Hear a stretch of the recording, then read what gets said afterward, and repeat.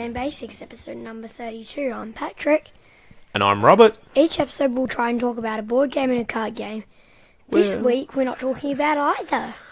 We're talking about the computer version of them. The apps. And few Hasbro. Apps, and Hasbro history. And if I get a chance, I did want to talk about a Kickstarter. Hosting and for a story. This episode is provided by Gameology, Australia's largest gaming warehouse. So thank you. Yeah, to Gameology. Okay, another busy week. We finished our Starfinder playthrough of the 5 scenarios. What'd you think of that? Oh, it was pretty good. And our characters didn't die? Nope. So that's always a bonus. You keen to play some more? Yeah. Yeah. We can't do it for a little while, but when we can, we'll get back into it. Get new characters? Or the same one? Same. Oh. Okay. Alright, do you want to start? Let's talk about Hasbro, just because I find it interesting looking at these companies that we've all been used to and we all know about. We've all got a game from, probably. Yeah. Yeah, we have a game from Hasbro. We do. We would have more than one. Monopoly. Oh, that's like 10 games. We have so many different versions of Monopoly. That's right. They're just the mass market games We've got that a game get sold. from Lego. Yeah, you like your Lego games. You can actually get like a lot of like masterminds ones and stuff like that. Oh, yeah. That's true. Cool. How about you take it away? This is off Alright. Wikipedia, so where do I start? you can just start with the Hassenfeld brothers. Hasbro Brothers is Yep. an American So the worldwide toy and board game company. It is the largest toy maker in the world in terms of stock market value and third largest with revenues of approximately about $5.12 billion. Hasbro acquired the trademark and production of Kenner Parker Brothers and Milton Bradley, among others, and its products are Monopoly, G.I. Joe, Furbury, Transformers, Nerf, My Little Pony, and Twist, and the Power Rangers franchise. That's right. Hasbro brand has also spawned TV shows to promote its products, such as Family Night on Discovery, The Family Game Network. Night. Yep. The headquarters are located in Pawtucket on Rhode Island in America. The majority of its products are manufactured in East Asia. Okay, so yeah, well, how about we just start where they started? So I'll start if you like on that bit then. So there were 3 American Jewish brothers, Herman, Hillel, and Henry Hassenfeld. They founded the Hassenfeld Brothers in Providence, Rhode Island in 1923. And they were a company that was selling textile remnants. But over the next 2 decades, the company expanded to produce pencil cases and school supplies. Again, a link to schools. In 1926, the brothers became incorporated. Hillel left for another textile business while Henry took charge of the corporation. And they began making their own pencils when their pencil supplier began making pencil cases as well. You want to take there? Alright. Hasbro Brothers products Produced modeling clay and then doctor and nurse kits as their first toy.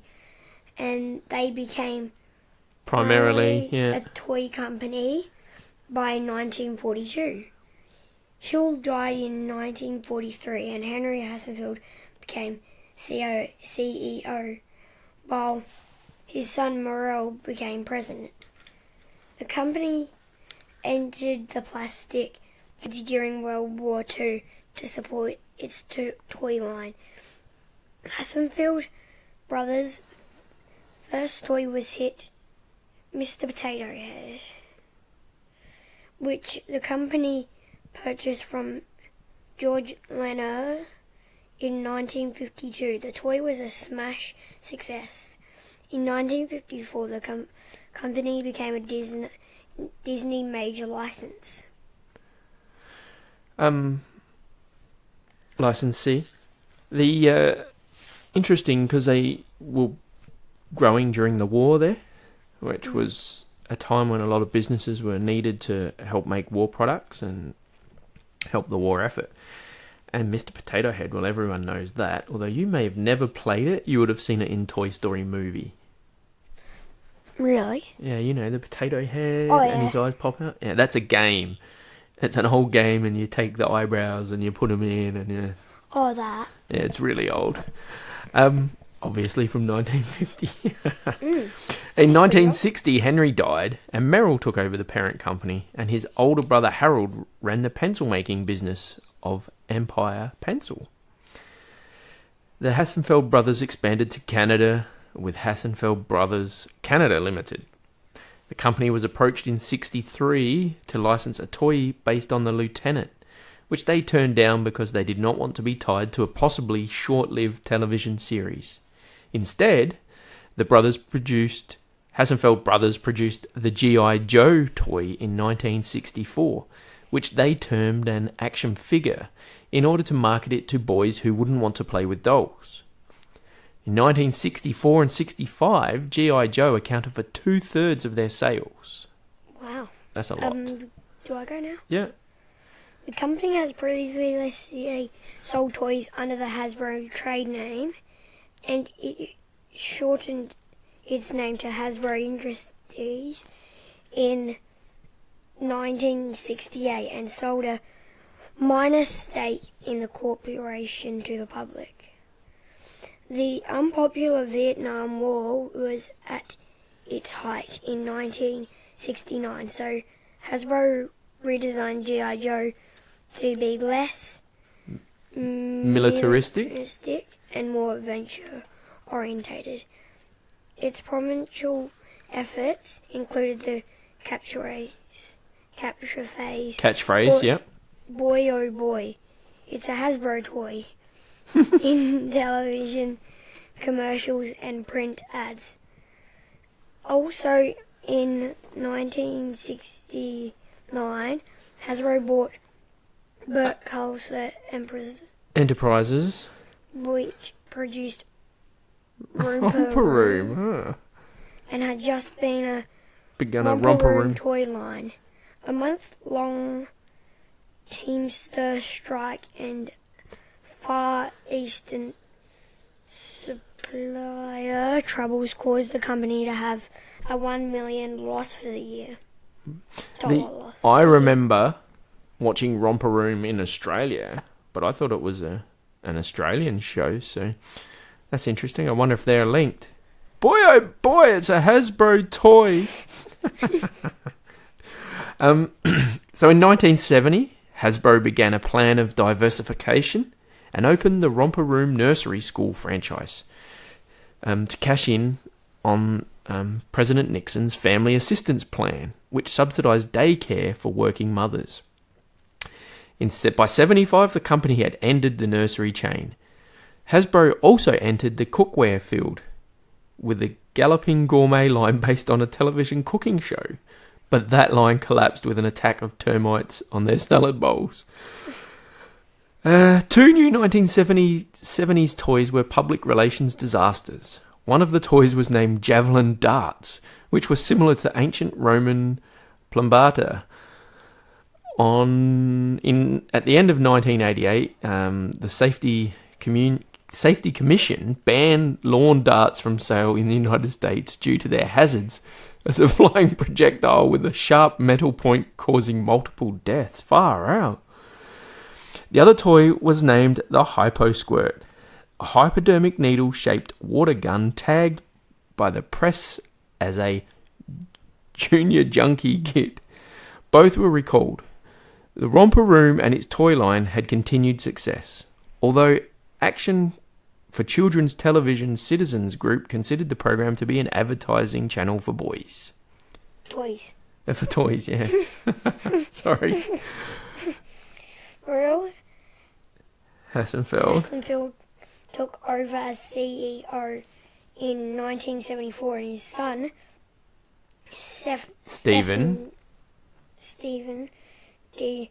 Hassenfeld became president. The company became profitable once again, but had mixed results due to cash flow problems from increasing the number of toys in the line. To offset G.I. Joe's declining sales, Hasbro ended the G.I. Joe line in 1975 because of the rising price of plastic and crude oil increasing prices. In 1977, Hasbro's losses were $2.5 million, and the company held a large debt load. That same year, Hasbro acquired Peanuts cartoon characters licensing rights. I keep having to go back and forth because I zoomed it in because I can't read it. Oh, right, yeah, it's hard on that, isn't it? With the final situation poor, Hasbro bankers made the company temporarily stop dividend payments in early 1979. The toy division losses increased. Harold Hessenfeld's resentment regarding the company's treatment of the Empire Pencil subsidiaries, as Empire received lower levels of capital spending to profits than the toy division. With his death in 1979, Harold did not recognise Steffen's authority as a successor to the chairman and CEO position. As a solution, Hasbro spun off Empire Pencil in 1980, which was our nation's largest pencil maker, with Harold trading his Hasbro shares for those of Empire. He then became both the CEO and chairman of the board. Between 1978 and 1981, he reduced the Hasbro product line by 1/3 and its new products by 1/2. Hasbro focused on simple, low-cost, longer life cycle toys like Mr. Potato Head. And they then stayed out of the electronic games field, which went bust in the early 1980s. There were a lot of games around that were all trying to utilise the new, at the time, electronic methods. So in 1982, Hasbro revised its G.I. Joe line with the help of Marvel Comics as an anti-terrorist commando based on current events. The company launched the successful Transformers toy line along with a children's animated TV shows 2 years later. With the toys and the TV series being popular, Steven Hassenfeld posed with the toys for a People magazine cover photo. In 1982, Hasbro produced the successful toy franchise My Little Pony. In 1983, they purchased Glencoe Infant Items, a manufacturer of infant products and the world's largest bib producer, and Knickerbocker Toy Company, a Warner Communications, now Warner Media, and Ubisoft, struggling subsidiary. Hasbro paid Warner with 37% of its stock, paid into a Hasbro Executive Control Voting Trust, and also received a cash infusion. In 1984, Alan Hassenfeld took over as president from his brother, who continued as CEO and chairman. That same year, the company was the nation's 6th best-selling toy maker, and they acquired the Milton Bradley Company, which was the nation's 5th best-selling toy maker. This brought the Game of Life, Twister, Easy Money, and Play School into the Hasbro fold and transformed Hasbro into Hasbro Bradley. So there you go. And then in 1985, the company changed its name to just Hasbro Inc. The Jumpstarter toys were the subject of a lawsuit in 1985 when Hasbro sued a toy manufacturer for selling toys based on their Transformers design, and Hasbro won the suit. In the mid-1980s, Hasbro moved past Mattel to become the world's largest toy company. They moved to outsell Mattel's Barbie in the fashion doll market with the 1986 introduction of Gem, a record-producing rock musician dual-identity fashion doll. Gem initially posted strong sales but plummeted and was withdrawn from the market in 1987. Hasbro followed up in 1988 with Maxi, a Barbie-sized blonde doll, so that Barbie clothing and accessories would fit, but it only lasted until 1990, because that Barbie market was so well ingrained in everyone. Me? Or you? I know what we're up to now. Oh, okay. Under Aliv's initiative in the late 1980s, Hasbro moved to increase international sales by taking toys overseas that had failed in the US market and selling them for as much as 4 times the original price. This increased the international sales from 270 million to about 268. Yeah, to about 433 million in 1980. That's a lot. In 1985 to 1988. So that's a lot of money. Yeah, another 150 million just by selling off their junk toys. The toys that weren't selling. Everyone else is like, oh, let's have these. In 1988, they purchased part of a Colco Industries indoor and outdoor children's furniture and ride-on toy product line,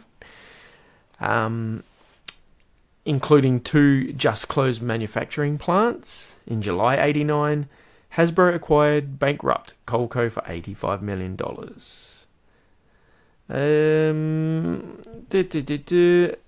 What was I going to do next? So in the US, Hasbro's growth since 1980 were from acquisitions and the leveraging of the new assets.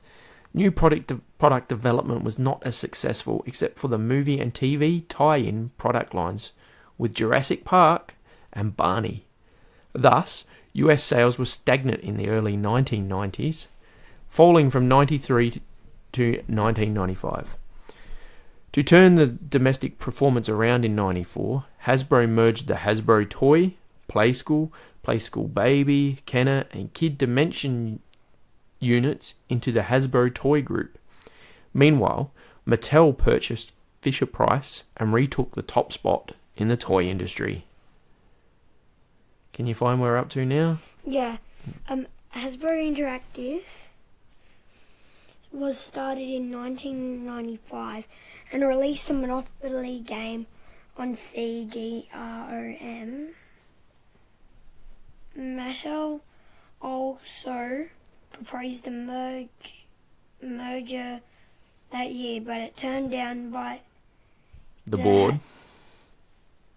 Hasbro board in 1996 due to some antitrust issues. Justice Department investigation into exclusionary politics between toy manufacturers and toy retailers, particularly Toys R Us. In 1998, Hasbro bought Avalon Hill for $6 million. And Galoob for $220 million. And in 1999, Wizards of the Coast was bought in a deal worth $325 million. Wizards of the Coast is now a subsidiary of Hasbro and has Avalon Hill as its division. In 2001, money-losing Hasbro Interactive was sold to Infogrames, a French software concern, for $100 million. Hasbro entered the building block toy with its Built to Rule line in 2003, but which did not hold together very well and ended in 2005. So it's interesting there how it's all about takeover and they keep trying to expand the company and grow. Because there were only so much money each year. Yeah, and then when they have badges... They just spend it all on getting new businesses, which could take them down more money. Yep, so in 2008, Hasbro acquired game maker Cranium Inc. For $77 million. The deal was announced and closed at the end of January. Hasbro is collaborating with Discovery Communications on Hub Network, a new network which began on October the 10th, 2010, and it proved successful in unexpected ways when the TV revival of the My Little Pony franchise, My Little Pony Friendship is Magic, which Mika has liked, became the network's highest rated program with not only its target demographic of young girls, but attracted an unexpectedly significant cult following among teens and adults. And what do you call them? what do you call the bronies or the kids that like ponies? What's mum calling it? Anyway. Boys that like ponies. Bronies. Yeah. Are they? Can't remember. Didn't say anything about that. The Hub Network was rebranded as Discovery Family in 2014. Hasbro also produces Marvel Comics and Star Wars toys, having this deal until at least 2020. So that's next year. Yeah. So now that just went into something in the future that could to at least 2020. Because they just do contracts for periods of time. Back in 2011, Greenpeace accused Hasbro of purchasing paper for its packaging from ancient forests in Indonesia. So then they changed its paper purchasing policy, earning the company praise from Greenpeace, who said the new Hasbro policy will increase the recycled and Forest Stewardship Council certified paper in its toy packaging. It was great for the Indonesian rainforest, and that's still as a part of a board game industry where we use lots of pieces and things. Something I guess that they still need to be cautious. It's not always paper, really. In board games, a lot of the time it's cardboard, plastic. But a lot of the time, you always wonder how they get the miniatures like that plastic. It's probably because of 3D printer. Yeah, well, they have them in big plants and they just squirt it into a mold. But now you would think, like nowadays, if they had a 3D printer, they would probably use that. I think that would still take a bit long, but one day. But people at home can make them. Yeah. Which affects the industry in another way. So let's say they were in talks reportedly to buy DreamWorks Animation, but they didn't seem to work out.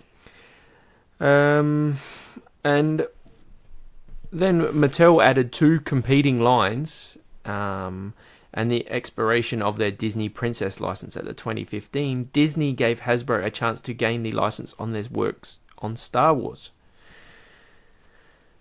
which led to a Descendants license. And in 2014, Disney announced that Hasbro would be the Dole licensee for the Disney Princess line starting back in 2016.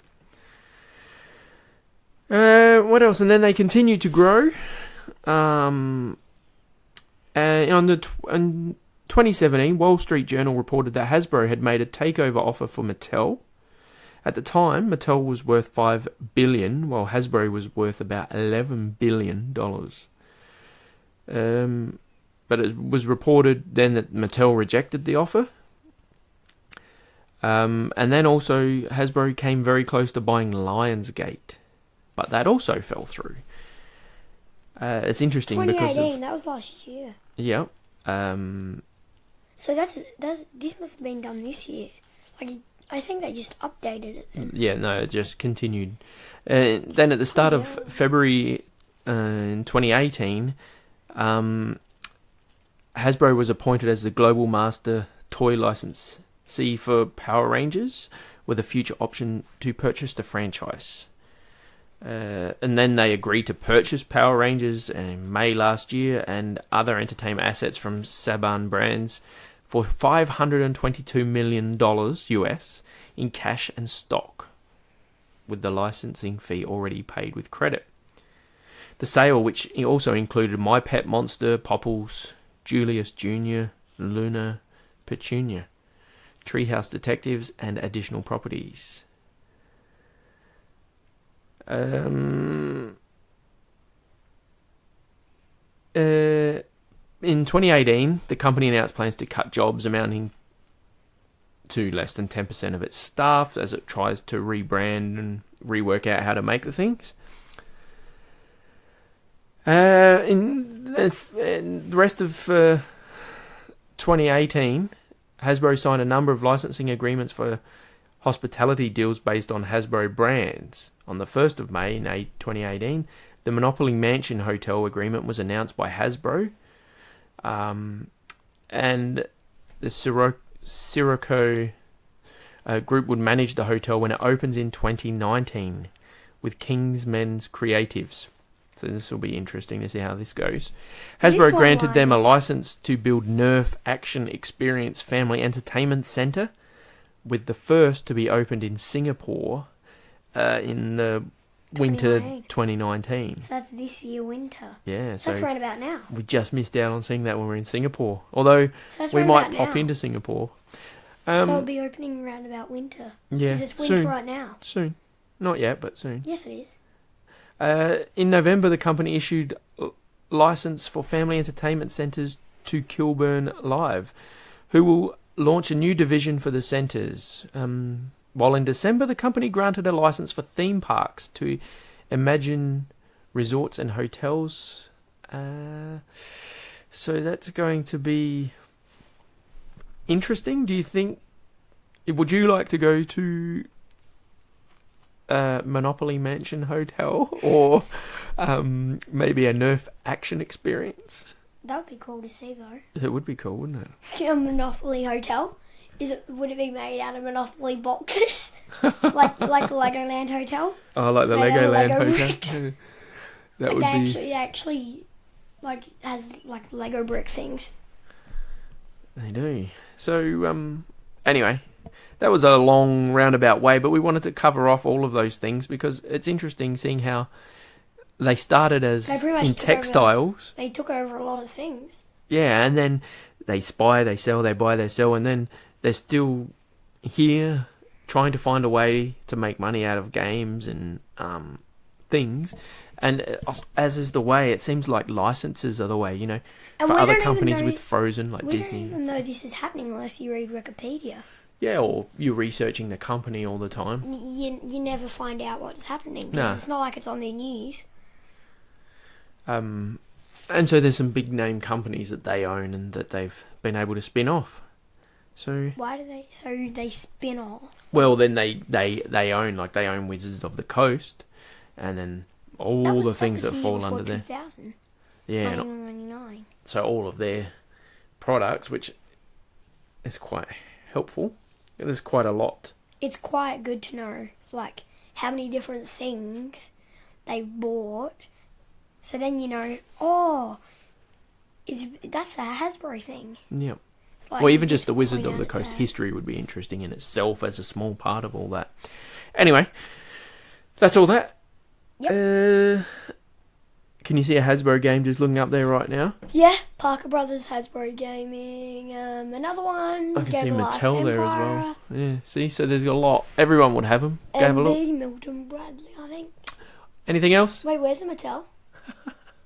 The Scrabble one there was Mattel at the time.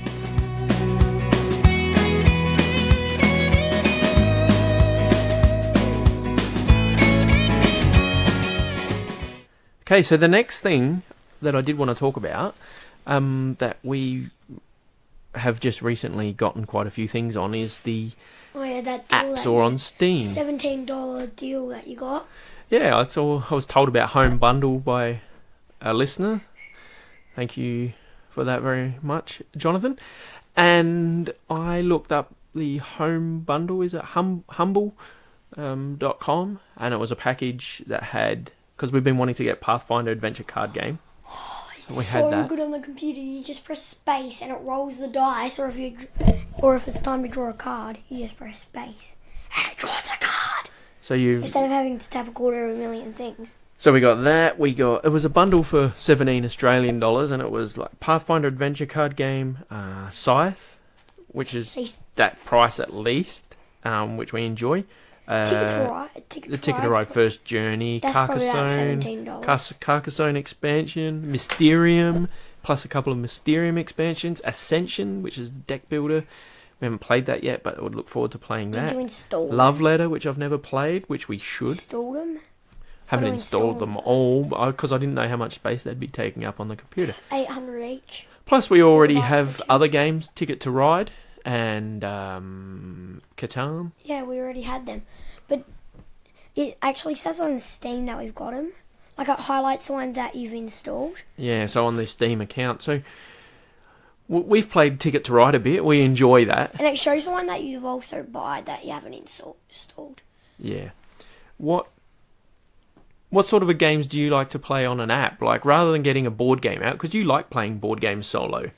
But then I also it's good if you can do Because a lot of the board games, if you got no one to play it with, and you have a computer and you've got it on there, it's so much easier. Is it? You can play it with other people. Yeah. And you can play a couple of players on there. Like Ticket to Ride. Yeah, and like, Potion Explosion and that. Oh, yeah. They're so good on there because you don't have to be with anyone. If you normally have the time to do it, but if other people don't, because normally if you're the one wanting to do it, you'll have the time. You can do it by yourself without anyone else having to worry get about up it. to do it. And really, if you know how to play Potion Explosion, the app really lends itself perfectly to an app, doesn't it? Yeah, it plays beautifully on. Except it's a couple of different things. So you can't view your potions when it's.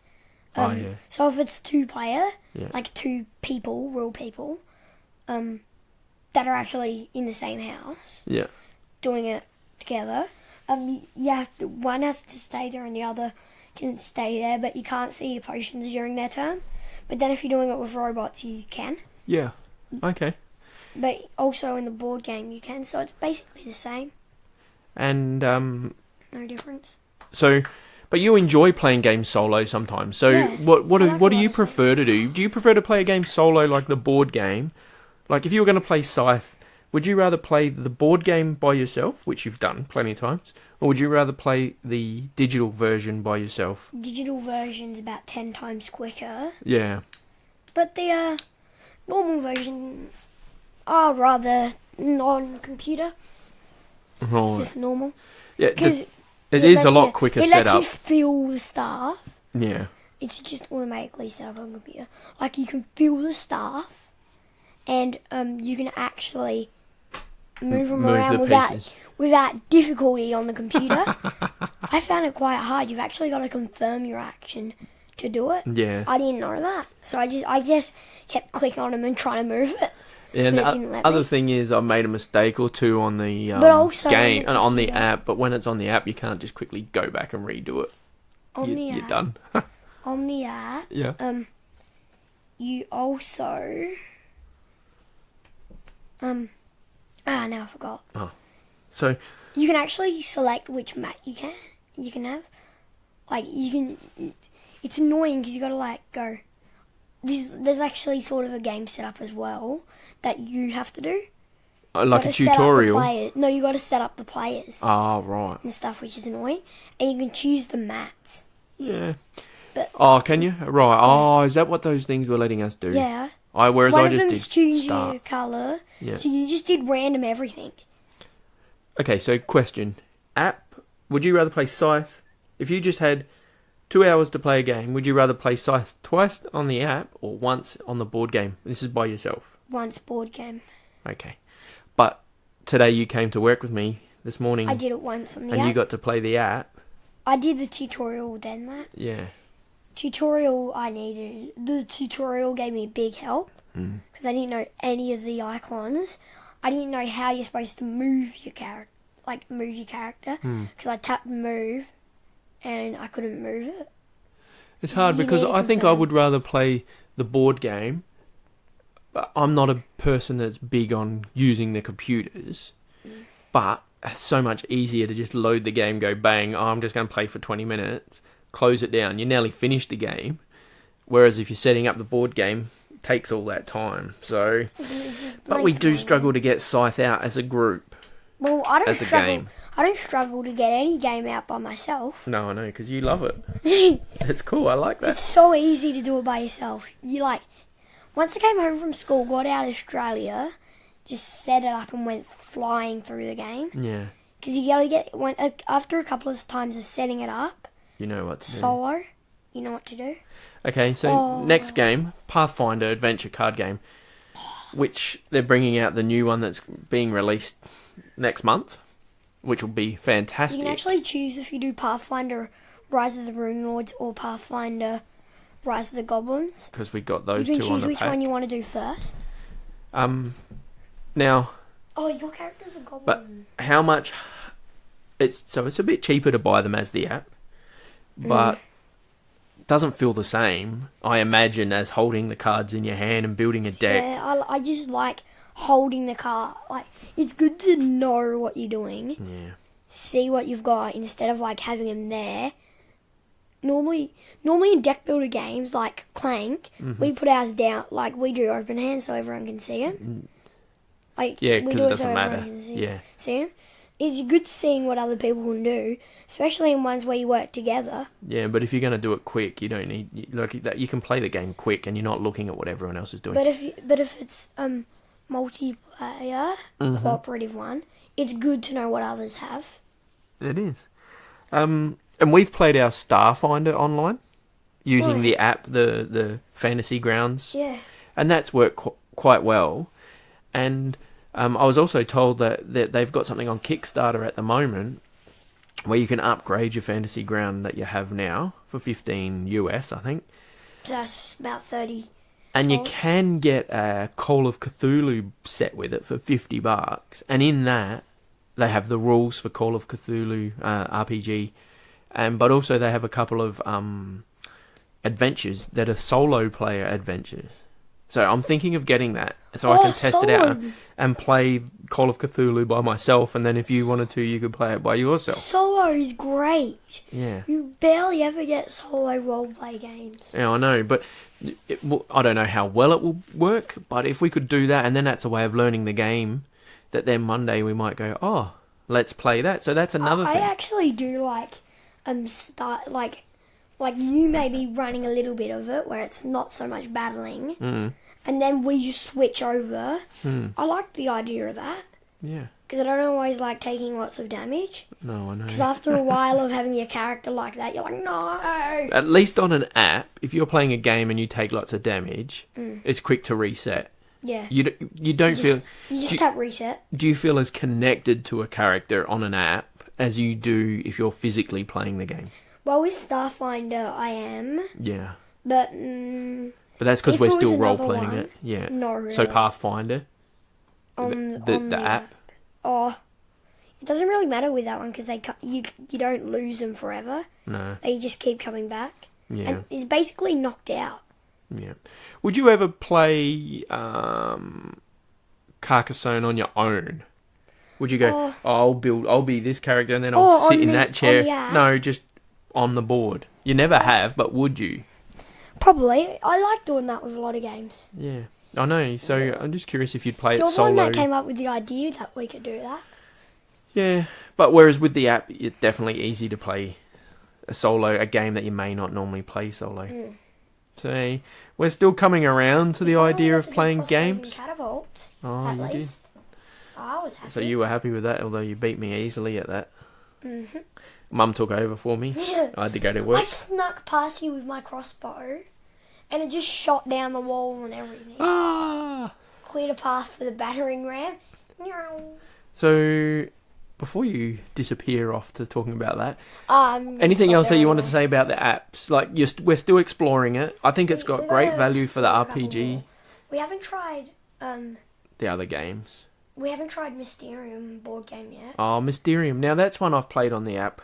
I've played it. It's pretty... I don't like being the person giving the visions. Yeah. I like getting the visions and then choosing which ones. Because when I did that, I got it all correct. Yeah.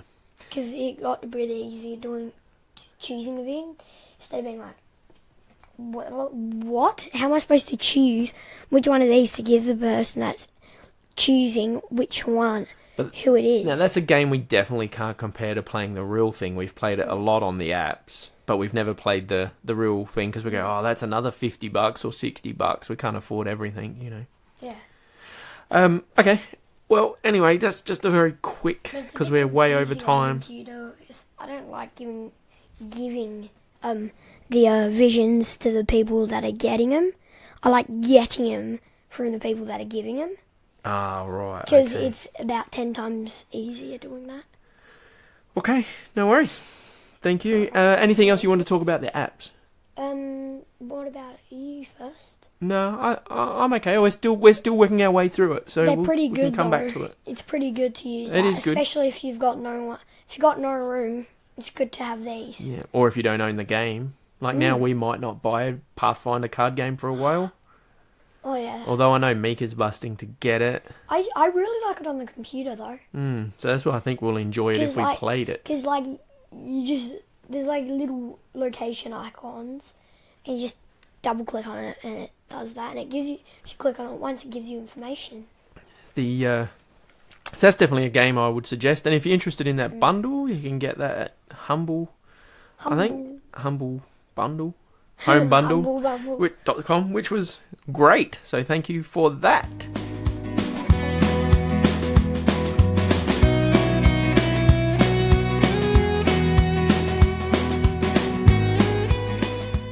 Okay, so now that's pretty much the episode. But I did just want to have a quick chat. I wanted to tell an interesting little tale here. Last Christmas, there was a board game that came up on Kickstarter. It was called Cultistorm, and it's a Lovecraft-inspired game. People, if you're not interested in it, you don't have to listen to the rest of this anyway, but I just thought if you're interested, it might be an interesting little tale about how they came about making a game and what goes into making a game and getting it on Kickstarter. So I'm just going to quickly read through their first update that they put up in this brand new Kickstarter that I have going at the moment, which runs until another 15 days or something. And I just thought it might be interesting, so that'd be something interesting to listen to. I've backed it. I'm going to say I've backed it because it's I love Cthulhu. All of a sudden, a year ago, or 2 years ago, didn't know anything really, and then it started. In 1 year for Halloween. I know it started with me wanting Australia, which had Cthulhu, which led me to reading. Then we got that comic thing, and I read it as well. Yeah, we got some. And then I just all of a sudden wanted to dress up for Cthulhu as Halloween. I know, because it led me, okay, I want to learn about this. So then I read A Study in Emerald, and then got deeper into the Cthulhu books, or the H.P. Lovecraft writings. And then that led me to get into the Arkham Horror. I've ordered the Simon game, Cthulhu Death May Die. And then I've put this one on Kickstarter. It hasn't quite funded yet, but I'm sure it will. But anyway, here's a little story about them. I'm just going to read it. It's on their updates. So here we go. And this is what it says. Hello, investigators. My name is Sandor. I am the designer of the Cultistorm. Let me introduce you to the story of our project. It will be an honest report on our last 3 years. I discovered Lovecraft's writing in my teens and it had a huge impact on me. I have read and reread his works many times, and he was the one who inspired me to start writing my own stories. Living with Lovecraftian stories was one of the main impulses for the creation of Cultistorm. Around 2011, when I was in my mid-30s, I discovered the world of modern board games. I immersed myself in this wonderful world, playing every day, and over the course of just 2 years, I acquired a collection of hundreds of games. Since creativity has always been a cardinal part of my life, I started designing games from the outset. In 2014, I sent the prototype of one of my games, packed in a pizza box, to a board game design competition sponsored by Piatnik. I was most surprised when I found out that I had actually won. From that moment on, I consciously turned my attention toward game development, and I have at least 50 ideas lined up, all waiting to be games one day. I have also founded board game clubs, and today my whole life revolves around board games. My love for board games was another very important impulse. The idea of Cultistorm was first conceived after I had written my short story A Window into Infinity, which was published in Black Aether, the print magazine of Hungarian writers who create stories in a Lovecraftian vein. Later, A Window into Infinity also became the introductory story for the Cultistorm short story collection. Back then, the game was called Pocket Cthulhu, and only consisted of a deck of cards. I tested and developed it for a year, presented it on the forum of game designers. It was a simple but incredibly difficult game, practically impossible to win. On the other hand, we could play many times in a single afternoon, as the game didn't last longer than 15 minutes, because we all died. Maybe I'll do something later with it, but who knows what the future holds. The biggest flaw of this game was that the game mechanics were too simple and static. At least I wanted to have more. Facing the cultist symbols, the investigators had a fixed set of symbols printed on their character cards. Although it made the game pretty dynamic, it limited the player's options. As a solution, every investigator received their own action card deck. In the beginning, they were only symbols, then we also added actions. This was the first major change, and our simple card game began its metamorphosis into a real board game. The deck had undergone numerous iterations until we reached the current cooperative mechanic, which is based on intense interaction and supporting one another. It was our priority to create a game which could not be dominated by a strong alpha player telling everyone what to do. And personally, just to cut the story for a sec, I hate that. So, anyway, we believe that alpha gaming might be the biggest fault of the genre. And we also believe that we have managed to create a game in which we truly need the attention and dedication of each and every player in order to win.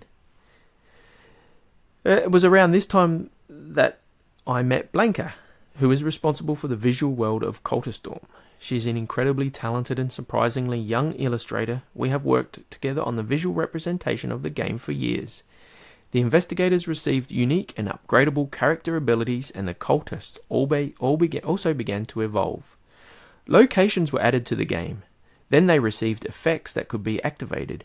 Then came the object deck and the research action. The game was becoming deeper, more complex, and more interesting. The next milestone in our development was the horror track, the predecessor of the terror circle, which allowed players to modify the game's intensity. In this version, investigators and cultists received random cards in every game, modifying basic rules. These cards were activated as the game progressed, adding positive and negative effects on both sides. The idea itself worked very well, but the layout did not. During testing, we noticed that the players regularly forgot to manage the horror track, which at that time had its own board. The 5 locations used to be in a row, pushing the horror track towards the edge of the table. I then met Zoltan Azel, owner of a Hungarian publishing house, who is also a game developer. He decided to join my project. He not only offered his financial support for the game's development, but also helped with his professional knowledge and his development team. It was his team who had the idea to organize the game area into a circle, closed in at the middle. At this point, we still didn't have a board. We just reorganized the cards into a pentagonal shape. During the development process, we came up with the visual background we then perfected for months. In the end, we arrived at the present pentagonal modular game board. I think it's beautiful, and its shape makes it unique among board games. The horror stripe was moved to the points of the pentagon, and its function has also changed. The object of the game wasn't defeating the cultists anymore, but sealing the gates. The terror cards functioned as an internal timer as well as a trigger for the end game. In the meantime, we asked a fantastic artist to design our miniatures, thus completing the visual world of Cultistorm, and with this, the complete base game was born. In my opinion, this is still what is from the update of the owners of the board game Cultistorm. So it's not my actual opinion, but this is what he's put on his update. Very few people truly know how much work goes into developing a board game. Playing the same game day after day, hundreds of times for months and years. You show it to others and let them criticize it. You have to deliberately poke at its weak points and break the game to see if the mechanics work even in the most impossible of gaming situations. In 2017, we felt that the time had come to present the game to the public. We had 50 prototypes manufactured and sent them to clubs, gaming groups, and editorial boards all over the country, waiting for their testing results and opinions. This was the first wide audience the game was exposed to, and it got mixed reviews. It was still not good enough. The rules were clunky, and it was still too difficult. We worked on it. After yet another year of game development, testing, and changing gameplay, we took the game to Essen in 2018. At the exhibition, people hardly believed that the game they played was still just a prototype. We spent the whole event playing demo games, and it was great to see that we finally made it. Many people wanted to buy the game right away. even if it was just a prototype. And we actually sold one, it says here. And we were thrilled when some people told us that Cultistorm was the best game they tested in Essen. During the development process, I kept having more and more thematic and gameplay related ideas. After a while, the base game became overcomplicated, so we began to make it simpler and more streamlined by transforming the new game elements into expansion modules. To be honest, 14 expansions that we have ready are not even all of them. We still have ideas and game mechanics up our sleeves, but we had to put a stop to the flow of imagination. While we continued with the game's development and testing, we also started work on the background of the game. It was obvious from the outset that the Lovecraftian theme wasn't just there because we wanted to profit from the popularity of the brand. It is part of my identity and culture mission. As a first step, I started discussing the idea of a short story collection with the editor of the Black Aether magazine. The concept was that every story would be related to the game in one way or another. We sent out a call for submissions to the Hungarian weird fiction writers. In the end, 15 writers joined our ranks, and after 1.5 years of intense work, the collection was born. I also contacted Graham Plowman, one of the most acknowledged composers of the Lovecraftian genre, who was happy to join us, and he created a fantastic soundtrack album for Cultistorm. While I began working on the most important Cultistorm accessory, the narrative scriptbook. I discovered Kickstarter around the same time that I discovered board games, and I've helped in the creation of more than 100 games. It was clear to me quite early on that I also wanted to present my game on Kickstarter. But little did I know how much time, work and money was needed for Cultistorm to be ready for a public appearance. In the meantime, Zoltan Aszel became my friend and business partner, and we founded Purple Meeple Games. Together, and coordinated the work of almost 50 people working on Cultistorm. We have been working on this project for 3 years now, pouring in our talent, enthusiasm, work, time and money to create a great and unique product. We truly believe that Cultistorm is more than an ordinary board game. The last chapter of our history is the least glorious, but probably the most educative. Last year's Kickstarter campaign, which wasn't successful, although we reached more than $200,000, we still had to cancel the campaign as we had made several mistakes. We had only one all-in pledge. We offered the expansions as stretch goals, and we wanted to publish the game in 7 languages right from the start, which was an unimaginable, huge challenge for a new publisher. It also made our funding goal frighteningly high. We were in a hurry, we scrambled, and we didn't have everything ready on time. We have to be frank. We messed it up. We had a great project, but our Kickstarter campaign wasn't good enough for it. However, we have learnt a lot. We have fixed the mistakes, done our research on kickstarting, and here we are, confident that this time we will do better. That's a good story. And the only reason I read that is because I go, you don't actually realise how much goes into making a board game. You go, oh yeah, let's come up with an idea, and you know, a lot of the well-known board game designers, yep, sure, they can make a game in 6 months, and it goes out at Simon or wherever it is, and it will be a big success. But there's also all these hundreds and hundreds of companies and people out there making board games that are still learning, and sometimes you expect a lot from them. But they're still only giving it their best shot, and you hope that they can produce something. And also with that game, Cultistorm, you know that there's a book that's going to have like 500 stories with it. Rather than putting the stories on the cards, they've put the stories in a book that you can buy as extra. And so then when it says that number on a card, you go to the book and you can read a story about it. So once you've played the game, it's like, open up the book, read it. Yeah, or as you're playing the game, I guess, if you're playing it, it will add length to the game. But anyway, I think that's really cool. The book would be a good idea. It would.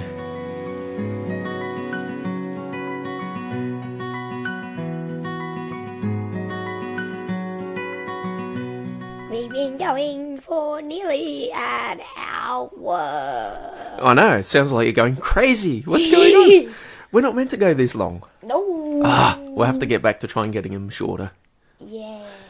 Yeah, just because we had that, you had that really long piece of story as well. And also Hasbro was pretty long, and our other one. And I was thinking, I wonder how many episodes we're going to end up doing, and before we go, that's a season and we'll have a little break, I reckon we should aim for 50. And then if we 20 off, stop so at that's 50. 20 weeks. So, Should be 20 weeks. I think that should be our goal. Yeah. Okay, we need to sign off. Do you want to emails? Alright. Email us at...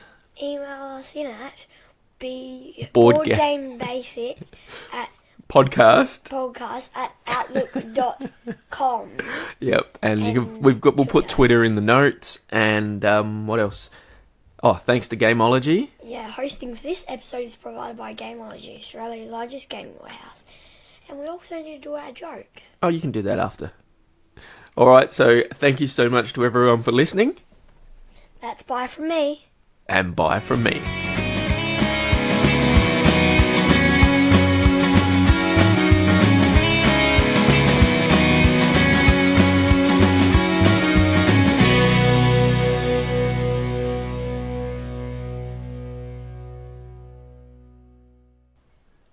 Now we need to quickly do our jokes because we got to head off to the medieval fair.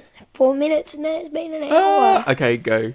Alright, so get them up first. Oh, yeah. What happens if you eat yeast and shoe polish? What happens if you eat yeast and shoe polish? I got no idea. Every morning you'll rise and shine. Very good. What do you call an alligator in a vest? Well dressed. An investigator.